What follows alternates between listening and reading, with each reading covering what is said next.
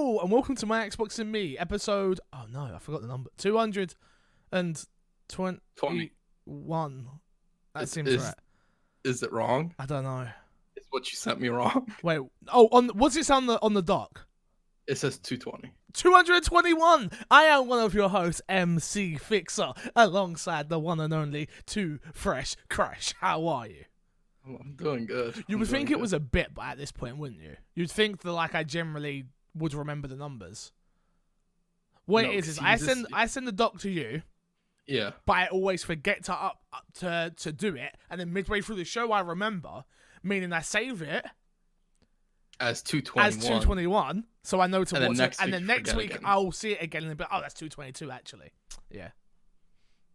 Some people would say you could one day you're gonna do it before. right, Yeah, and you're gonna mess up, and you'll be like, "We're on the next podcast." Dude, I mess up all the time. The number, who cares? At this point, who cares about numbers? Am I right? True. We're not mathematicians. It doesn't matter. I'm not here for the maths. I can barely count to 10, let alone be a mathematician. You know what I'm saying? 1, 2, 3, 7, 9, 11. Got it. Well, I'm proud of you. Thank you. Really I've been practicing. Thank you. Yeah. What you been up to, Crash? Been streaming? With bad internet. I have been streaming. Oh, good. When my internet lets me. Oh, you can't do this. You are so fake. I want everybody listening and watching this knowing Fix is fake. Am I though? Yeah, we're not getting into it. Fix is just fake. I'm not fake. I wouldn't say fake. Manipulative sometimes. Okay, so if you're manipulative, you're not fake. You can't be manipulative without being fake. That's a question for a different podcast. But this is My Xbox and Me, our weekly Xbox podcast here on youtube.com/myxboxandme and all podcast services everywhere. Yep. You can get it literally everywhere, except for SoundCloud, but everywhere. Okay. Did you like that one? I was going to call you up, but it's okay. Let's move on. Why? What was you going to call me out for now? It's okay. I'm in a positive mood. I don't want to call you out. I just want to. We'll see how long that lasts, guys. It's an hour episode. We'll see what happens. You can get the show early over on patreon.com/mcfixer. It also helps me support and make a living. Yeah, things are getting tight. I'm not going to lie to you all. So if you're somebody who's been listening to the podcast for a long, long time, and you've been like, I like it, but I don't like it that much, now's the time to support it. Otherwise, it really could go away. No lie. Apart from that, the big thing I want to push is rating us on iTunes. We currently have 49 reviews on iTunes. And the iTunes chart is super weird. The more reviews you get, the higher it ranks you in its like service thing. So it puts you on the front page more and stuff like that. So what I need everyone to do, and I told Chris to do it, but he didn't believe that I was being serious. I'm being deadly serious. If your mum, sister, aunt, uncle, cousin, nephew, brother, sister, grandma has an iPhone with an Apple account, I need you to go into the Apple Podcast app, and because everyone has it pre-installed, just type in My Xbox and Me, go to the review section, put 5 stars, and then just write, great show, I love it. I don't even care what you put. It doesn't even matter what you put in there. Just 5 stars and a comment. Literally. Just, you know when you're like, Mum, I need to do something on your phone. You're like, why? What do you need? It's like, don't worry about it. It's not going to cost you money. That's all. Yeah. Old people, like, is it going to cost me money? Like, no. So, like I said, every person who walks into your house with an iPhone, be like, yo, you want to log on to my Wi-Fi? You want the free Wi-Fi? I need you to rate my Xbox and Me. Exactly. Oh, okay. So that you know what? I like that. I like that hustle. I used to do this all the time. Haley, I tell you, quick story, yeah? Quick story time with Fixer. Haley used to do it before we were dating for my band. Obviously, I was in a rap group called AG Fly, right? Yep. She literally used to have her friends come over, and before I even knew her like that, before we were even friends, because she was into AG Fly before I was even in AG Fly. Got it. She would have people be like, yeah, if you want to log into your Facebook, you got to like this fan page for me. Like, literally. That's crazy. Yeah, true story. But yeah, that's what I need everybody else out there to do. Especially Americans. You might say, why? Because we're nowhere to be seen on the iTunes charts in America. Nowhere to be seen. UK, we do okay because there's less podcasts. But America, we're nowhere to be seen. Got it. But I need everyone. Literally. I know you're listening. I'm dragging on this issue for a second because I need it. We need it. We need it, Yep. Crash. And if you Also, don't do it, Fix said he will find you. I will He find will you. track you I will down. He will track you steal down. your iPhone. He'll rate it, and then he'll okay. return your iPhone Okay. undamaged. It's not where I was going with that, but yes, I will do all those things. Where were you gonna go with that? I was more gonna do the Liam Neeson of like, I will find you and I will kill you. Oh yeah, no, I was gonna do that because that's not positive. no. We're positive today, Fix. No, you're positive. Except you're fake. So I can't you be positive, Crash. you We've are. got too much going on in the gaming industry. Topic of Okay. the show this week is kind of 3 topics of the show, kind of 4 actually, if I'm being honest with you. The headline reads like this: Cyberpunk 2077 has been delayed. Mhm. Dying Light 2 has been Mhm. delayed. Marvel's Avengers, I got that bit there. Marvel's Avengers has been delayed, and Final Fantasy 7 has been delayed. Let's read them all, Crash. It's a delayed week, all right? Okay. Literally, we could have literally just done anything. We should push the podcast back. It's delayed. It's delayed as well. Match with the thing. It's coming out Yeah. Saturday and not Friday. I'm going to forget to upload it on purpose. CD Projekt Red, publisher of the published the following notice on its official Twitter account confirming the postponed launch of its upcoming sci-fi role-playing game. Quote, Cyberpunk 2077 won't make the April release window, and we're moving the launch date to September 17th, 2020, the company wrote. We are currently at the stage where the game is complete and playable, but there is still work to be done to be done. Night City is massive, full of stories, content, and places to visit, but due to the sheer scale and complexity of it all, we need more time to finish playtesting, fixing, and polishing. So that's the first one, Crash. Yep. I'm going to read them all, then we'll get into it after, alright? Okay. This is Sounds Dying good. Light. Dying Light 2, delayed with no release window given. Quote, we internally aiming... Initially. We were initially, thank you very much. We were initially aiming for a spring 2020 release with Dying Light 2, but unfortunately, we need more development time to fulfill our vision, said Marchuka?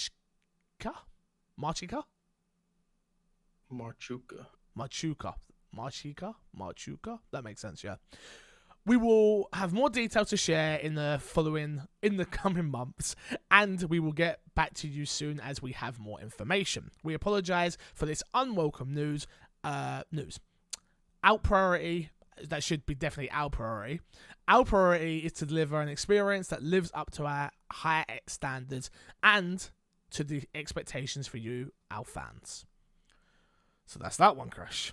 Next, Yeah. Marvel's Avengers has been delayed. Quote, when we set out to bring our vision for Marvel's Avengers, we committed to delivering an original story-driven campaign, engaging co-op, and compelling content for years to come, reads the announcement. To that end, we will spend this initial development time focusing on fine-tuning and polishing the game to its higher standards our fans expect and deserve. Last one, Crash. Last one. Yep. Final Fantasy VII Remake has been delayed from April 10th to its original scheduled for release March 3rd. Quote, we know that many of you are looking forward to the release of Final Fantasy VII Remake and have been waiting patiently waiting to experience what we've been working on.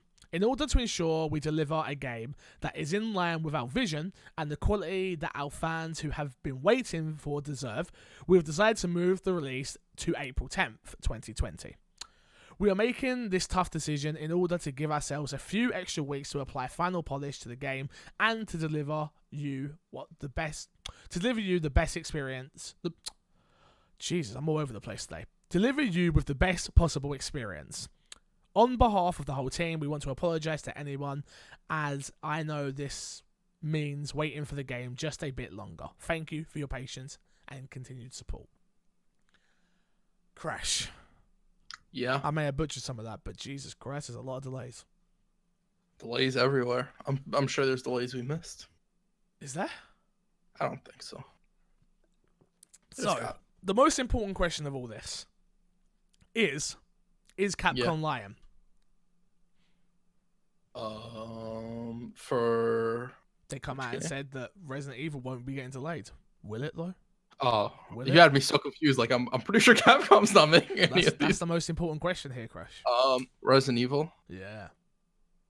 No. No, I don't think it's gonna get delayed either. I think they released it like too close to the release date for it to get delayed. Like I'm pretty sure they were like confident that like it's done. It's in like a ready state to ship. So, yeah, obviously, I am obviously upset about all of this. Obviously, like no one wants delays to happen, but they happen for good reason. Yeah.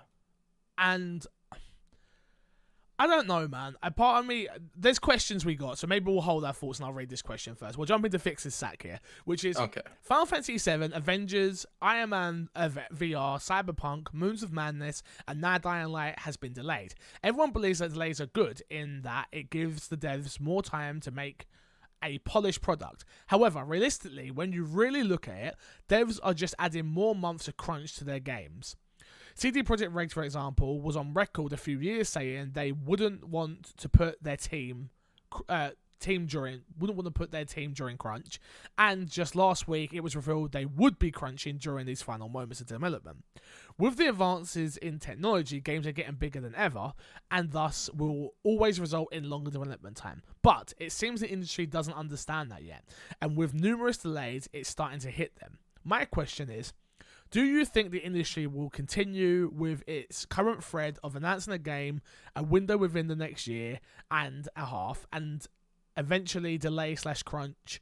Or do you think the next console generation will see less game announcements with release windows, as it appears to only add stress on developers? I understand having a release window is a good thing for pre-orders, but with more and more delays, devs missing their window and having crunch, I feel it only negatively impacts the game's development side of the industry. Thoughts from Zyger? This is kind of like a really deep conversation to have here. Yes. Because first there's also the discussion around crunch in and of itself, and I don't think there's ever a situation where the industry ever fully escapes from crunch. No, I totally agree with you. The best we can hope for is that business side, like crunch, becomes more, you pay for the crunch, because a lot of companies are yearly salary based, meaning that no matter how many hours you put, you get paid a certain amount, as opposed to you put in extra hours for crunch, you get paid overtime. Yeah. I think that's really like the angle that really needs to be spoken on more, and that needs to change internally. This is like a really, I don't know. I don't think games will ever stop getting announced with release windows. No, and it doesn't make sense. It doesn't make sense to not. Exactly. Like you're right. It's a deeper question here, obviously, and I think we should tackle it. But for Zyger's point of what he's asking, no, games have to launch with windows and dates because they have shareholders, and shareholders need to know when they're going to make money. If you can get someone to already pre-order a game, then you're already pretty much one hand on their money. Yes, you can cancel and stuff like that, but you've got one hand on their money, which is a big deal. Pre-order numbers do get taken into account when things happen. They do. It happens. Yeah. When it comes to crunch, as someone who runs their own business, and obviously I would say I crunch all of the time. I'm always crunching. There's plenty of times I get out of bed to crunch and figure out that something's not worked or blah blah blah blah blah. In the arts and in creative endeavors, there will always be crunch. Always. Yeah. Because not only negative crunch, but also positive crunch in the way of non-forced crunch is what I mean when I say positive. They want the game to be good. Some people operate better at night. Some people can do that. Some people can't do a 9 to 5. Some people would rather be there and sleep until 3 o'clock and then wake up and start their work. Like, to some people, that's absolute madness. But in the arts, that makes sense. Like, if you saw somebody, do you understand what I mean by that? So, forced upon crunch is where the problem lies, right? If nobody should ever be forced to crunch, and you shouldn't be negatively impacted for not wanting to crunch. And you shouldn't, and it's not even just that, it's never, because I think indirectly it's never actually forced, right? It's, if you see, if you see me up at 4 o'clock in the morning, and I've only slept 3 hours as your boss, you are then impacted by that and go, what if they're doing it, then I've got to be doing it, because he owns the company.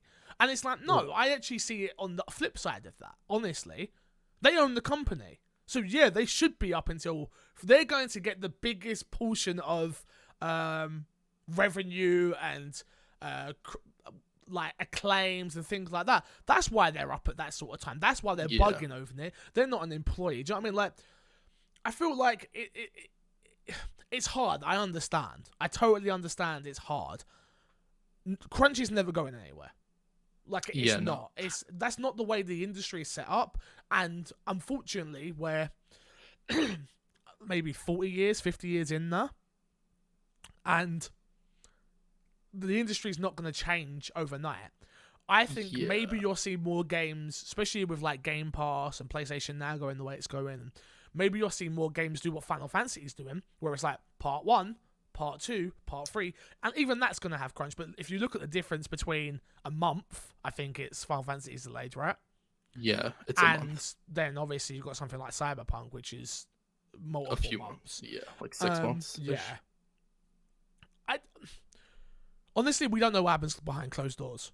And I think that's the hardest part, where we're all talking in speculation and hypotheticals, exactly. But I generally just don't think it's ever going to go away. Yeah, look, crunch isn't also only specific to gaming. A lot of other fields. My sister has been working on a big project at work, and for the past month, she's been crunching. She's been staying up late. She's been working weekends and all this type of stuff. Yeah. Crunch isn't unique to gaming. No. I think people in gaming in particular, like, a lot of it's very abused crunch. Yes. And that does need to get addressed, and that does need to get fixed. But that's a whole discussion of unionization and all that type of stuff. No one should be working for free. I've always said that. I've always said that. So whether it's a case of you should get paid more if a game does well, and then that's taken into account. Like, if you know that if a game sells better or reviews better, and I mean this across the board, I don't mean it's just the higher ups with the multi-million pound bonuses. Everybody. I'm talking everybody. If I know if this game gets a 9, then I'm gonna get a £1,000 bonus. Yeah. £1,000 is nothing in the grand scheme of things, but let me just use that as the example. Yeah. If I then choose to crunch for that, and do the best work I can do, it's like, well, I'm invested there because I know there's a carrot at the end, there's a light at the end of the tunnel, sort of thing. Yeah. Like, so it's hard, man. It's really, really, really, really hard. It's really hard. It's not a cut and dry conversation, but no. I think the industry is the way it is, and not in terms of just crunch of like, you have to announce games with release dates and release windows. It's also business side of things, right? Exactly. If you announce, you have to announce it, and you have to end up getting a product out at some point. So that does mean crunch instead of delaying it with enough time for it to be made slowly. Because you can't keep going and investing money in something and never getting that money back. And not only that, I've met so many game devs in my journey now, and most game devs that I've met are obsessive. And most people in the arts are, but obsessive. And this could be a little bit more perfect, and that could be a little bit... You do need somebody in there to be like, hey, we've got to launch this thing. Yeah. Because, like, you'll always end up tinkering with it, right? Anybody who's edited a video, done Photoshop or anything like that, nothing's ever fully perfect. Something's always off to you. Yeah. Even if somebody else sees it and they're like, that looks fine to me. You don't really need to touch it up or anything. Yeah. So no, exactly. It's a hard one. How do these delays make you feel though, Crash? Are you okay with them? What's the fault? I'm okay with the Final Fantasy one. I'm okay with the Dying Light 2 one. I'm okay with the Marvel one. The Cyberpunk's the only one that I'm like, oh man, that kind of hurts. Yeah. Yeah. Because it was so close and now it's so far away. But yeah, no, I'd rather get a better game at the end of the day. So like the delays don't really bother me. Fair enough. Yeah, it sucks, but it's one of them things. Yeah, I mean, out of all of them, I think Avengers is probably the one that upsets me the most. Only because like that's the game that I want the most at the moment.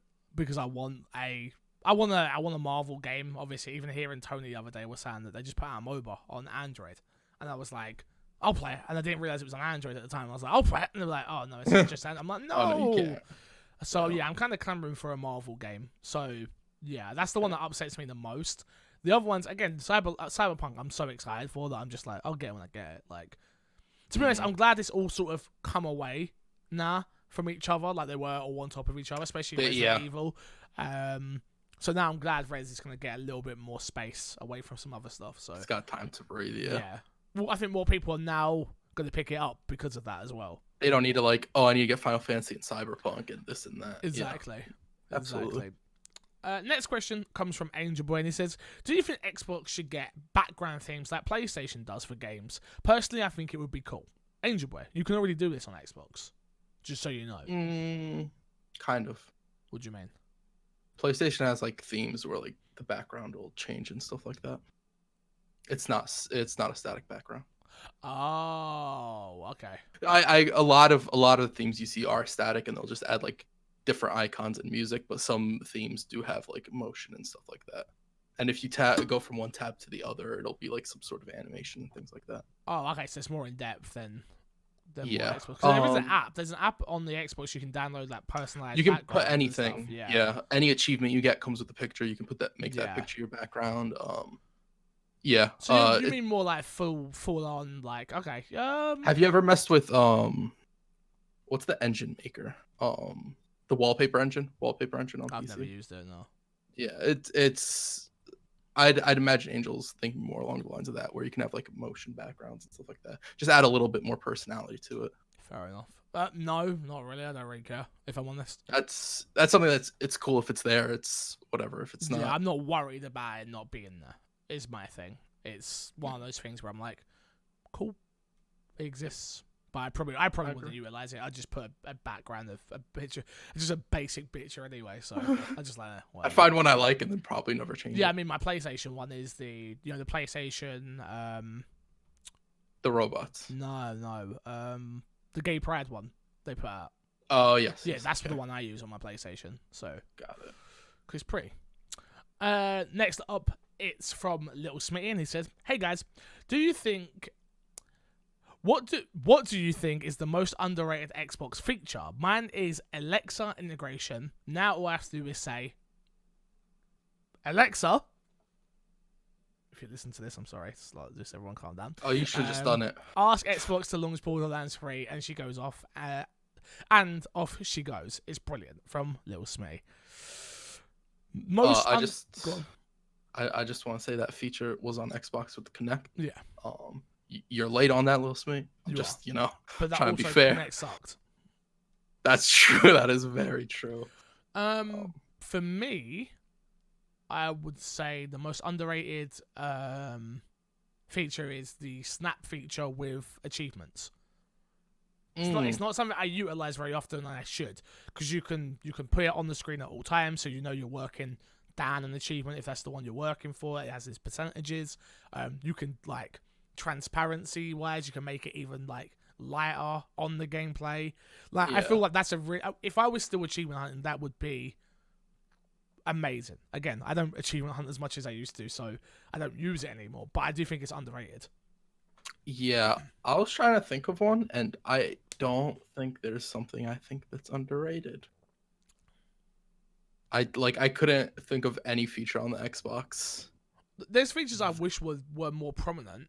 Like, I wish back in the day I used to listen to music while I play games all of the time on the 360 because it was simple to do. Now, it can still be done, don't get me wrong, I understand that, but it's not simple to do. Like, it's not as easy as it used to be. So I'd love for that to come back on the Series X. And I would love a way for them to import my iTunes library for it. Which that could be possible now. I know it wasn't before because of Zune. I'm pretty sure, true. I'm pretty sure they do something with Spotify at the moment. There's a Spotify app if I'm not mistaken, and that you can sort of have that up in there. It's you can like, play that. It's doable. I know it's there, but it's nowhere near as easy as it used to be. Well, before it used to be like you just download the music to a hard drive, to USB stick, and boom, you can play from there. Yeah, and then you can play whatever game. Yeah, but it's kind of weird access as well. It wasn't like it's kind of into that and into this. Yeah. It's a little weird. The more complex we get, the more difficult things are. It's not as easy. It's as true. Before. It's the truth. That's just life, I suppose. Yep. Sucks. Last email of the week. It says, you mentioned on last week's episode around pricing, and whoever announces their price second would look to undercut the other console. My question is, do you think that Microsoft can look to take a hit on hardware in favor of pushing services such as Game Pass and xCloud. What price do you see Xbox coming in to try and achieve that from El Dozo? Yes, 100%. Xbox will take a hit on the console to push you on services. 1000%. Like it makes sense. It's already taking a happening. huge. Yeah. I don't think it takes like, even if it launches at 500, which I think is the about the ballpark it'll launch at, they're still taking a hit at that point. Yeah, 499. Yeah, they're taking a hit on 499, but I feel like if PlayStation comes out at 499, I do honestly think they'll go 450. They'll go 450. I don't think. And again, when I say only $50, that's millions upon millions upon it's millions a of bunch pounds. of consoles. It's a bunch of consoles that they're making and not necessarily selling at that price as well. Exactly. But I feel like there's a spreadsheet somewhere where, like, if they launch at this, we're coming at this.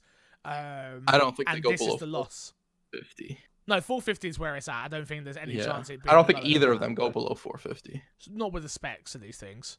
Yeah, I think it's near on impossible to go below 450, and make.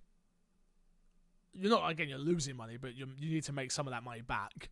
You can't. You need to you need to minimize that loss as much as possible. Exactly. So realistically, I think they're both going to be $499. Yeah. But if Xbox can undercut by 50, that would make a huge difference. Oh yeah. 450 is like 450 is so much more appealing than 499. It's kind of ridiculous. It's weird because just like a $50 difference. But no, it's a whole game. It can be a whole game. It can be another controller. It can be a lot. A year of Xbox Live, a year of Game Pass, a year of xCloud, whatever it is. Exactly. It can be a lot of things. So yeah, that's where I think I'm at. So where are you at? 450 or 500? What the Xbox launches with? 500, 499. Yeah. Yeah, it won't actually be 500. That's too scary a number. Yeah, no, yeah, 499.99. Yeah, exactly. Let's jump into what's been in our box, Chris. What you been playing? I played Dragon Ball Z Kakarot. Oh, let's talk about that. Yeah, a lot of people are talking about it. Yeah. What do you think? I'm about 8 hours in. Okay. I was confused how I wanted to exactly talk about it on the podcast because there's two different angles to talk about it. Okay. One is it just as a Dragon Ball Z game. Okay. Which it is fine as a Dragon Ball Z game. I think just as a game, it is not a good game. Wow. Okay. Not a good game. Why is it not a good game though? It doesn't do anything. It doesn't excel at anything. I don't think it does anything great. I don't think it does anything good. I think it does a lot of things poorly, and it never pulls me in any direction with the gameplay. If it wasn't for Dragon Ball Z and the characters I know and all that stuff, I probably would have stopped playing after 2 to 3 hours. Okay, so what's actually wrong with it though? So you're saying it does nothing good. It does nothing. What is wrong with it? Obviously, from what I played a tiny snippet at EGX, and the open world just seems super bare. There's nothing to do. What you spend an hour in the open world, and what you do in the open world is in that hour is basically what you do from what I experienced, and I'm only 8-ish hours into the game, 8 to 9. That is literally all you'll be doing. You'll fly around, you'll get into combat. The combat is you'll basically be smashing one button, occasionally using abilities. Unless you're fighting one of the bosses, and even some of them are really easy, a few of them are a little bit more challenging where you do have to put a little bit more thought into it. Okay. You're basically just mashing one button. The open world is fly around, collect orbs. You can go fishing and hunting, which neither of them are super entertaining the way they're done in this game. Okay. Then you can go and cook, and it'll give you stat boosts and all this stuff. But none of it's done very, very compelling where I feel rewarded for actually going out and hunting. Okay. Yeah, it doesn't obviously. No, I'm more just trying to wrap my head around it of what does the game hope to achieve then? Is it telling the Dragon Ball Z story, or I really think that's what it is, and I think this game would have been more entertaining if they took out the open world element. Yeah. And they just made it a linear mainline. You do this battle and this battle, but then it would be more like Xenoverse, which is a game that's already come out. Yeah. which is already very similar-ish to that game, to be honest. There is an RPG element and there's the skill tree, but again, that doesn't really feel Well, this is what I the was gonna skill. say. Like you said the hunting and you said the fishing. Obviously, I knew about the RPG element already. It's like, but none of it sounds like there's a point to any of that. If the main stuff you're doing, like, there's only point of having a skill tree if the combat's fun and you want to go out and do things. There's no point in fishing and get stat boosts if you need the stat boost. If there's no reason for any of it, it's all just sort of there. It doesn't make for a complete and fun game. But even the RPG, like, it would be different if, like, while I'm going and I'm collecting the XP and leveling up and getting the orbs, which you use to unlock stuff in the skill tree. Yeah, it's all to increase numbers as opposed to actually unlock abilities. As far as I'm in, maybe deeper down in the skill tree that changes. But from what I've seen is you unlock different abilities by having these sort of training missions, which are kind of cool. You'll get to a point, you'll unlock a training mission that you can do, and it's usually a little bit above higher than you when you unlock it. So you can take it and do that challenge to unlock an ability early. Or you wait till you're the level and it's probably incredibly easy, and it's already pretty easy at the point from what I've done. Yeah. It feels like a very uninspired game, which is a little bit sad. Yeah. But to be honest, I went in with low expectations and it still kind of like it's went below that a little bit. See, and I think you're on the flip side of most people. I think a lot of people had high expectations for this game. Obviously, hearing this on RPG, open world, Dragon Ball Z, people love Dragon Ball. Like, yeah. But it's an anime game at the end of the day. I feel like a lot of anime games go in with the bare minimum. Yeah.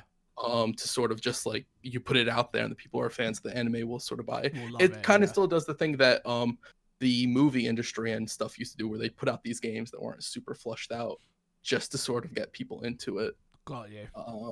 And I don't think it works out. I mean, we saw the same thing kind of happen with Jump Force before, and it just... Well, I mean, I watched you play a bit of the game, and I was like, okay, maybe I'm not getting this just because I'm not a Dragon Ball Z fan. Like, I'm not that I'm not a fan, but I've never got into it. So yeah, I'm like, oh yeah, this seems kind of weird and it's very empty and very kind of plain. Yeah, I honestly, like, I think the combat is fun enough in the sense that if you made it just be the combat and me go from point to point doing the fights, I'd be completely fine. But they give you only 4, I think it's 4 playable characters. I've only played as 3 of them so far. I know you get to play as Vegeta. I don't know if you play as anybody other than that. But all the combat's basically the same other than the abilities you can use on them. Oh yeah. Which is kind of disappointing because you have only 4 playable characters really, and none of them are super unique. So yeah, which is at least what you expect. If it's bare bones in certain areas, you expect the characters to be fleshed out and in feeling different. Yeah. So I don't know. I hope the thing is, like, CyberConnect 2, the people who made this are the same people that made the Naruto Ninja Storm games. And the first one in that series isn't a great game, but by the time you get to the second and the third, they progressively get better. Yeah, so I'm interested if they make more of these and they do go in that approved route. But that's such a risk to make, even like as me. Like, if it's not exponentially better, I don't know if I'd invest time in it. So worth $60, I'm hearing. Yeah, definitely worth $60. No, $20. Jesus. Maybe $20 if you're a Dragon Ball Z fan. If I'm being honest. Nah, people. From what I've played, I've only you're early in. Yeah, I just want to like preface that before Tony's like, I bought the game because you said so. No, yes, definitely not. Definitely not. Anything else you've been playing? More Code Vein. You finished it? No. Oh. I beat like 3 bosses, and I was getting stuck on bosses yesterday. Oh, it's gonna be finished soon, guys. Crash is not gonna finish this game. Why do you say I'm not gonna finish it? We'll see. I'm still enjoying the game. Are you gonna finish Dragon Ball Z? Oh man, I don't know. Damn. It's getting rough, and I'm only at the end of the first arc, so I still haven't gotten to Planet Namek, which is the Frieza arc. Yeah. And then there's the Cell arc, and there's the Android arc, and then there's the Majin Buu arc, and it's just like, I don't know if I want to go through all that. So I haven't even played a game in 2020 yet. Like, not a 2020 game yet. Yeah. That's why I figured like these delays would like kind of hit you, because you're like, oh, what's coming out, and then everything. No, because I'm hopeful that some of the smaller games that I would have missed, you get a chance I'll get to play. Like, yeah, there's a couple of games coming that I'm like, oh, maybe I will give this a go. So yeah, that's fair.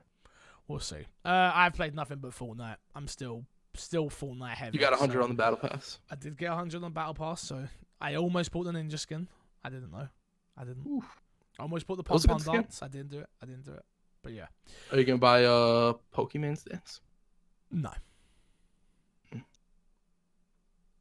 If it looked like Pokemon, maybe, but no. So if they made a Pokemon skin, you'd buy it. Maybe.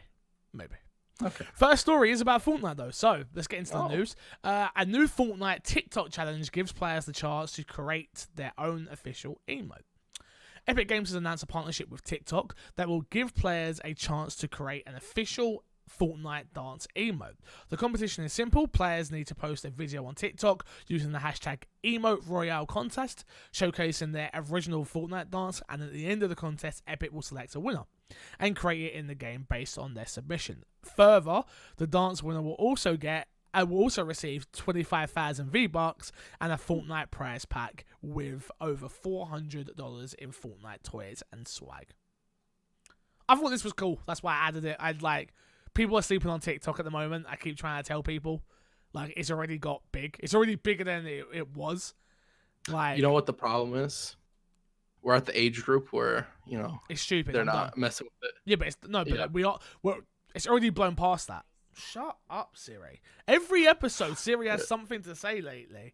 Yeah, and you ignore it every time. Pain in the ass. Siri's gonna leave you at some point. Imagine. Siri, it's not you, it's me. I just feel like people are sleeping on TikTok at the moment, especially content creators. So, but I mean, most content creators don't put content on any other platform other than what they're on. Ain't that true? Top selling games of the decade in the US from 2010 to 2019, Crush. Number 1, Grand Theft Auto 5. Number 2, shocker. Call of Duty Black Ops. Woo! Number 3, Call of Duty Black Ops 2. Number 4, Call of Duty Modern Warfare 3. Number 5, Call of Duty Black Ops 3. Number 6, Call of Duty Ghosts. Number 7, Red Dead Redemption 2. Number 8, Call of Duty World War 2. Number 9, Call of Duty Black Ops 4. Number 10, Minecraft. Number 11, Call of Duty Advanced Warfare. Number 12, Call of Duty Modern Warfare 2019. Number 13, Skyrim. Number 14, Mortal Kombat 8. And number 15, Mario Kart 8. Oh, no, yeah, you're right. Or is that Mortal Kombat? No, you're right. It's definitely Mario Kart. Yeah, I was about to say. Gotta be Mario Kart. I think I'm so. not gonna lie. I went with whatever was in my head when I thought MK. Because I think the only Mortal Kombat, the oldest Mortal Kombat, would be 9 that came out within the last decade. Just so people are aware, on my notes, it just says MK8. So I was like, yeah. No, yeah, Mario Kart makes more sense. And number 15, Call of Duty Infinite War. Yeah. And that's a lot of Call of Duty. Can you believe it? Keep on hating on Call of Duty, people. But no, keep on hating on it and keep on buying it. People, don't get me wrong, I've definitely been one of those people. I'm definitely been this person where I'm like, it needs to change, and I'm like, don't worry, I'll still buy it. Call of Duty is just so big. It's a monster. It's slowing down, but they're doing just fine. It's slowing down. At number 12 is Modern Warfare, the newest one. Yeah. It's slowing down, Crush. It's slowing down. You know what? I'm surprised by Skyrim's placing. You thought that'd be higher? I thought it'd be a lot higher. They released it 1 million times. Yeah, but it still has that niche. It doesn't have that broad appeal. Yeah, no, I 100% understand it, and talking about it, it completely makes sense. But just based off just solely looking at it, I'm like, Skyrim should be higher, I thought Minecraft was a little low, if I'm honest. 10. Really? 10. I thought that would be higher. A lot of the Call of Duties people would rebuy. Yeah, but Minecraft, I've rebought that on every system I have. Yeah, but most people don't. Yeah, that's because there's a lot of people who still have the same Java one from when they first got it. That's true. That haven't rebought it because they don't need the crossplay with Xbox. Yeah, true. I hear that. So, not games ago. We'll go one more story before that. Sorry. Top 10 games of the week in January, ending January 18th. Dragon Ball Z Kakarot, number 1. This is in the UK, by the way. Number 2, Call of Duty Modern Warfare. Number 3, FIFA. Number 4, Star Wars Jedi Fallen Order. Number 5, WarioWare Gold. Number 6, GTA 5. Number 7, Luigi's Mansion 3.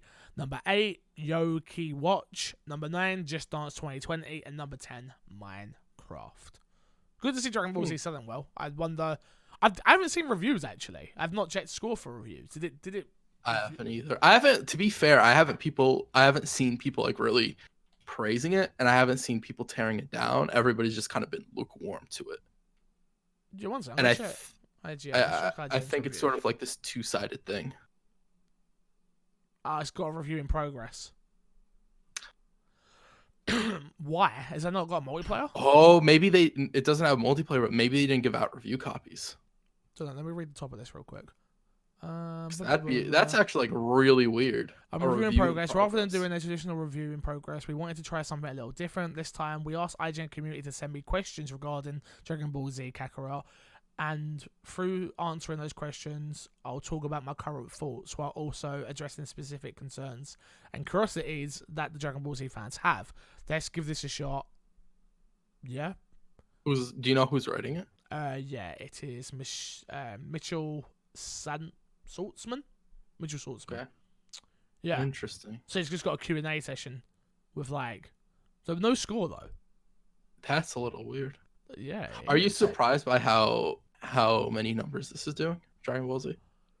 No, not really. Like the people that love Dragon Ball Z love Dragon Ball Z. Yeah. And to me, it's not. I had friends in secondary school that were just like mad about Dragon Ball Z, and I try and watch it. And I'm just like, I don't get it. That's Gohan and that's Goku, and they kind of look exactly the same, and then they go super. Like, to me, I understand there's more to it than that, but to me, I was just like, the only character I liked was Frieza. I like Frieza and Vegeta. Character. Second best character. Those two are my favorite characters. You have good choices for characters. Yeah, you're welcome. You're welcome. Why are you welcome? Number one, actually, I'm a liar. Jar Jar Binks. He was the best. Jar Jar Binks is the best in every game. Games with gold this month. Don't forget, get them. Some of them you already missed, so I feel bad for you. I did tell Crash, but he didn't care. You got Batman, Telltale series, January 16th to February 15th, and Lego Star Wars: The Original Trilogy, January 16th to January 31st. You missed out on Tekken 6, Crash. You could have had Tekken 6. Tekken 7 is on Game Pass. Yeah, but it will go one day. This you keep. I'll never go back and play Tekken 6. We could have fought. Play me in Tekken 7. I can't. My Game Pass right now. I've never played Tekken 7. So if you were to play me, it'd be absolutely even footing. I'm actually going to be getting into it to try it. All I'm saying is I'm still waiting for I'm still waiting for our challenge. Tomorrow. No, I can't just do it tomorrow. Tomorrow. I can't just no. I need to promote it and build it up and get people involved. Tomorrow. That's a day of promotion. No. You guys heard it here. Fix is ducking me, guys. Oh my god. Fake. So fake. He's ducking. Whatever. You don't want the smoke. Crash, I beat you last time. I came prepared. I'll beat you again. Okay, first of all, let's talk about how you beat me last time. I was close to beating you. Why do you act like you smacked me? I didn't say that. You act like you smacked me. I didn't say that. I almost beat you in Madden. You know how many times I've played Madden? What? I almost beat you in Madden. You know how many times I've played Madden? You almost beat me in Madden because of me not understanding the rules. I don't know. I don't watch football. You watch more football than me. Okay, sure. Whoa. I sense a hint of disrespect, and I won't have it for me for somebody who's ducking me. All right, cool. So after tomorrow? Cool. No. Cool. I'll see you then. Let's plug and get ourselves out of here. I'll see you then, Fix. What have we got to plug this week? After tomorrow, twitch.tv/crushnick and twitch.tv/mcfixer. Watches go head to head, guys. You're such a scrub. I just put out a video for streamers. It's 5 tips to help you improve this year. If you're a streamer or thinking about being a streamer, definitely go watch the video. It's like literally 20 minutes long. It's a little bit lengthy, but I do think there's a lot of good information in there, so do check it out if you can. Yeah, and apart from that, until next week, I will love you, leave you, and see you all later. Goodbye. Bye.